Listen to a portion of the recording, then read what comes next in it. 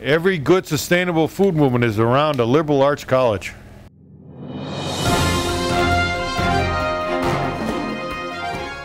Next on Meet the Farmer TV, let's find out a plan for sustainable economics right from a farmer. This program is a production of Meet the Farmer TV, LLC, in association with Planet Earth Diversified, Melli Productions, and Leslie P. Jenkins Photography and Graphic Design. Meet the Farmer TV is made possible by Culpeper Media Network, helping to preserve the agricultural history of Virginia. And In the Kitchen magazine, serving the community and everyone who loves good food. This is where the sows have their baby pigs. Instead of having a $200,000 hog house with a mortgage, we have these little huts. Very effective. You buy these or build them? No, it's hard to build something that a hog can't destroy. So these are made in Iowa, and the company's been making them for 60 years. They know what they're doing. All right. Our infrastructure for the hogs is marginal in terms of dollars. So if we had to go out of business in a couple of days, you can pack them up and sip them. And now, will you try to farm this, or never? Is this just... Never. The trees are left in here. It's shade for the hogs, and no, it's. It looks like majority of Atlantis. I guess that survives them rubbing the trees. The kind of light bark. We call them tree of heaven. Paradise trees. Paradise trees. Yeah, they're actually terrible because nothing likes to grow around them. Huh. But they seem to be surviving the hogs. Yes, yeah, they do survive in here, and they give them shade. And you got lots of red bud up here in the spring. We got a lot of red buds. Yeah, must be just the right situation for them. Yeah. So you see some hogs over here.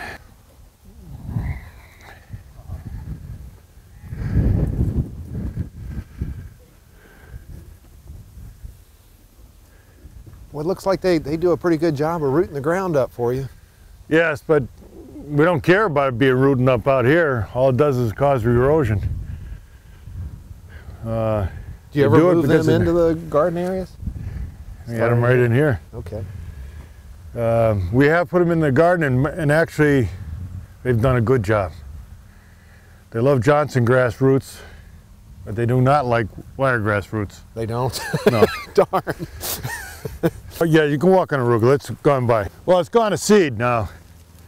So the double wide was here when you got here? Yeah, that was all that was here. We lived in that for a few years till we built the house on the top. So there still seem to be a fair number of people that have a romantic notion that they're going to quit their city job and have this nice farm life and kind of kick back and watch it grow. And I'm not sure there's a real understanding of the economics and the complete dedication to. I mean, you got to constantly be educating yourself what you're doing. It's hard work, regardless of what the weather is. To be a farmer, it takes more skill than being a doctor. We have to know more and be able to control more and able to do more than a doctor has to. How do we pass that on to the kids? How do we even get that kind of return to ourselves? Because doctors make a fortune. Yeah, right. We got to pay the doctors, right? You know, it's when you were talking just a second ago about how we're going to pass this on to our children. We got to pass it on to some adults before we even get to the children. Joel Salatin's passing it on to children through his apprentice programs and his own children. But my children didn't follow me. They're doing okay, and they're good citizens and everything, but we're going to have to pass this on to the newly unemployed people who can't make a living, who need to do something. Some of them will be able to farm, and some of them will learn how hard it is, but they'll stick to it. It seems like when times are tough, the best people get going. Yeah. and you know, they can learn. We have, when the organic movement first started in the 70s, we had no tools, and we had this notion that we just put the seed in the ground and that was it. But no, none of that was true. But now we've progressed, and now we know what we're doing. For the most part, there's always challenges and there's always improvements, but we really do know what we're doing, and we can do it. Now we need to, before we even get to the children, we've got to get to some parents who have children who are going to do this. There's a few people at the farmers market now in that position that have young children, who are young people who are trying to farm and make a living. That's a great sign. We're going to need some more of those. And if they don't necessarily sell at the farmers market, that's okay. There's some other venues now to sell through that you don't have to be the seller all, you know, right to the customer. You can, local food hub, a great example. And that's a brand new idea and a brand new program, and they're thrashing around trying to figure out what's the best way for them to do their own job. Yeah. But we need to get some people farming before we even worry about the children. The children will follow us if we do good. I'll give you a good example. I went to Iowa State University in the 60s, studying animal science. And that's when monoculture was being promoted, the lack of value of manure was being promoted, the lack of a diversity on the farm between animals and crops.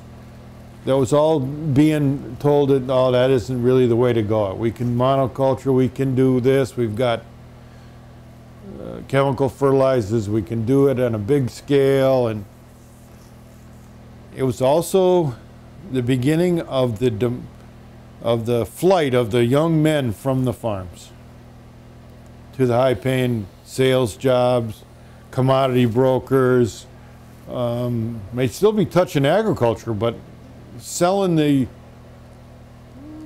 the agricultural products back to the farmers instead of, you know, we had already talked the farmers into having more tractors, more equipment, more of this. You got to buy this, you got to buy that. Once upon a time, the farmers had, everything was on the farm. They had their own draft horses, so they had their own power. They had everything. And as we, quote, sort of progressed, what did we progress to? Only thing we've been helping is the banks. And, in my opinion, if you go back to even the 1830s when we had the terrible bank crash when Andrew Jackson wanted to take over everything. Banks have been the villains every time. They're greed every time. They're doing it to us as we speak. Tax cuts for the rich. But when we were doing it ourselves and working on ourselves and rich. Yeah. Well, they are. They're going to make sure they get it too. Yeah, right. You know, one of the things that helped us survive the Depression of the 30s was the fact that most people weren't that far removed from farms, or cooking for themselves, or doing from themselves. For generations, and they'd have multiple generations on the homestead. So now that comes along. Back to the Depression times when people were able to survive because they weren't that far away from origins of food and origins of taking care of themselves. I mean, now in 70 years we can't do a thing for ourselves. We want the government to do everything, and now we don't. The government is out of money and can't do it and doesn't do a good job anyway. How do we help the banks, Richard? How do we help the banks? To help us. Banks will never help you. If we could, what's something? No, the banks will never help. I mean, there used to be, and maybe there still is, some local banks where the banker was the bank and made the local decisions. Now you have these mega banks with employees. They're not making any decisions. They have to call back all the way up, and it's a corporate decision. When the little bankers were there and they looked you in the eye and said, "Can you pay this back?" and you were just as committed to paying that back as as you could possibly be. And the banker would know that. Bankers became famous, well, some of them became famous because they made good choices by the people. But now that's, even the local banks are removed from that process. So where do we even get the money to finance our next move? One of the ways to have our money is to have the farm sustainable. That we won't be needing a lot of money once we get it started. And, you know, nobody is going to loan money under the present circumstances unless it's already guaranteed. Well, nothing in life is guaranteed. And I don't know how they're going to do it. When we move this farm, we're going to finance it to the next person. So that, and I think some other farms might do that too, but that's not to be for sure either. We don't really know that. We've got so many issues that kind of stumble over. They're not really important. Michael brought up the food safety stuff, and that's all. Was anybody listening to the people who were saying that's not a good idea? We had great. They got sick on the eggs, and we got a billion eggs were bad. Yeah, and that was this year. And that was this year. Yeah. But I mean, they didn't listen to the people who said, well, the reason it is that way is because it's too big. You've been in trouble in Iowa many times. Yeah. You know, that guy, I can tell you a real story about that fella, DaCosta. They used to be in business in Maine, and they had a big egg industry up there. And he was in trouble all the time. So he packed up and went to Iowa. What's he doing in there? I mean, and Iowa has challenged him a couple of times, but they never really stuck by it. Why wasn't Iowa protecting its own people? Money. I mean, same reason people want it big. They want it cheap. They want the guys $1.99 eggs. They don't yes, want but the guy $4 even had sexual abuse charges. That's not even politically correct anymore. That usually gets somebody in real trouble. And they were convicted. I mean, he's also the same fellow that challenged in the Iowa Supreme Court the prohibition of corporations owning farms in Iowa. That had been up until 10 years ago. You couldn't be a corporation farm in Iowa, or you couldn't own land. It could be a corporation. You know, it could be land absentee landowners, and somebody could be renting land and not be a corporation. But so you'd have to own the land and rent it to a corporation. No, you couldn't do it that way. The corporation might own the land and they would rent it to you to farm maybe, but they couldn't. So the farmer needed to be. So the farmers were farmers. And DaCosta challenged that in the Supreme Court, and the Supreme Court overruled that law. Really? So now the corporations just flocked right in there. And that, you know, I mean, Iowa has some of our greatest land. And over the course of time, when I was talking about from the 60s, when I was in school there, how much of that land is now in the Gulf of Mexico? Yeah. And you can see it when you drive over, fly over. And it's a tragedy. And those people, they're more hard to convince to go alternative or organic or local than us in farming in the terrible Virginia soils. I mean, farming in Piedmont soil is one of the worst in the whole world. It's one of the oldest soils in the whole world, and that's why they had to move to tobacco all the time, because land was very hard to rebuild. And they say they just used it up. Well, kind of they did, but there was other underlying circumstances. Soil was extremely difficult. And if you look at the tobacco industry east of the Appalachians, Virginia, North Carolina, South Carolina, Georgia, That was most of the tobacco. All in Appalachian, all in Piedmont soil. And all a problem. And so that there's extenuating circumstances because, first of all, it made people money. It made the farmers money most of the time. They could never leave it as a cash crop. They needed to keep it because they couldn't get enough for the wheat or the other crops that they were growing to make it. And of course, there was also the slave mentality here in the South. Not the case above the Mason-Dixon line, it's altogether different. So we still got an issue where the vast majority of the public is convinced that the cheap food is good for them.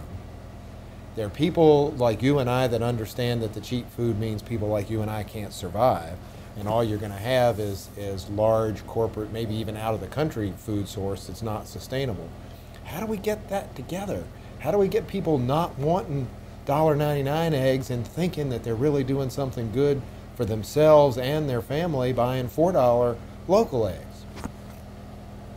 That's a question I've asked a few times, and you can only, if our industry, sustainable agriculture is 1% of the business, how are we going to get to 10%?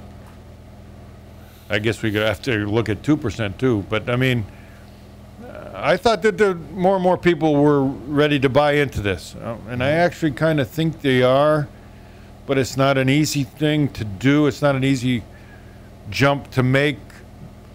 Education is a big factor, and every good sustainable food movement is around a liberal arts college. Mm-hmm.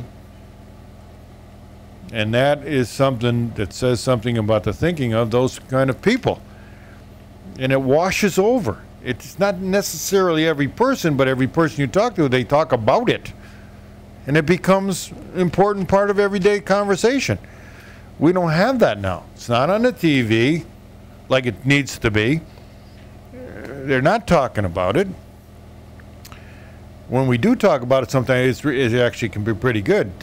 Katie Couric had a special on last February about the problem with antibiotic-resistant bacteria in a hog house. Mm-hmm.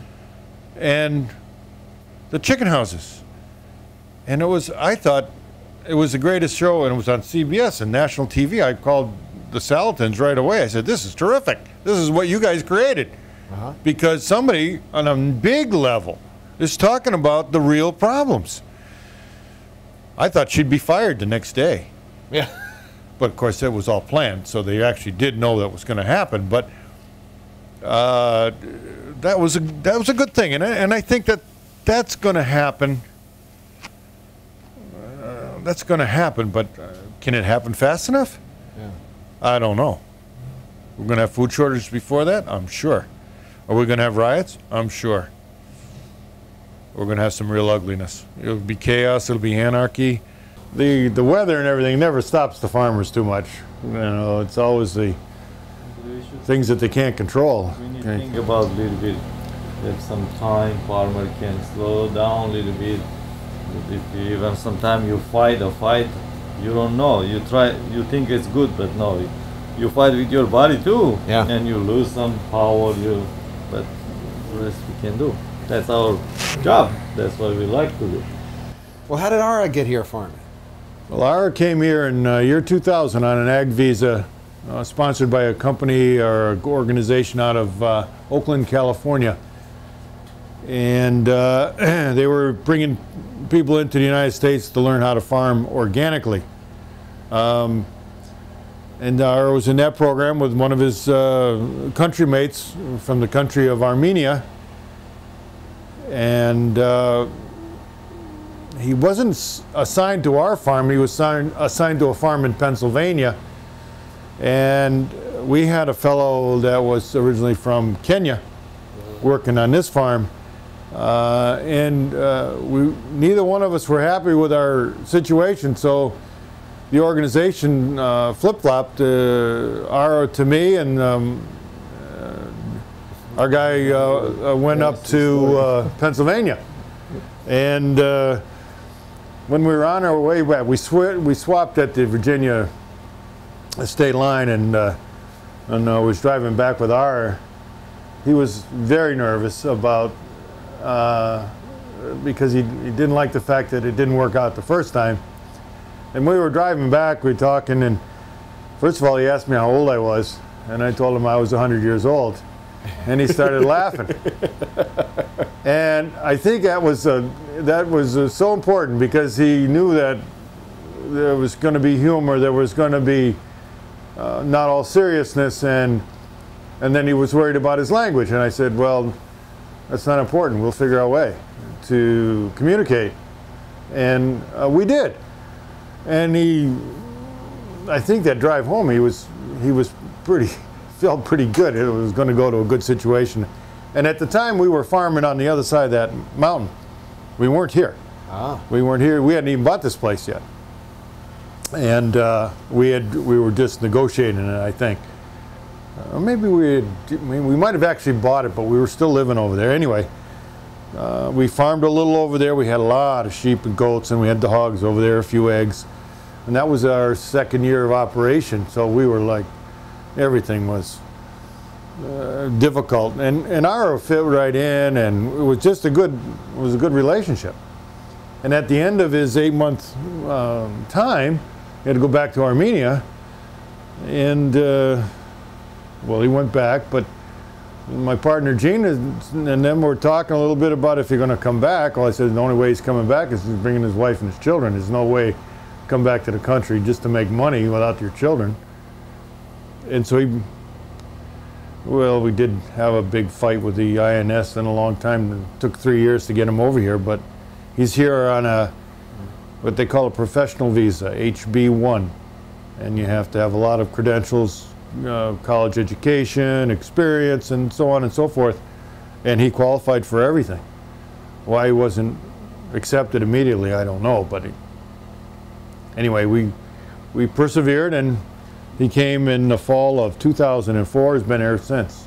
It's 6.5 years on this time around, and his children are in the public schools doing very, very well, and his wife helps here on the farm and bakes some bread and take to the farmer's market, and it's a big family.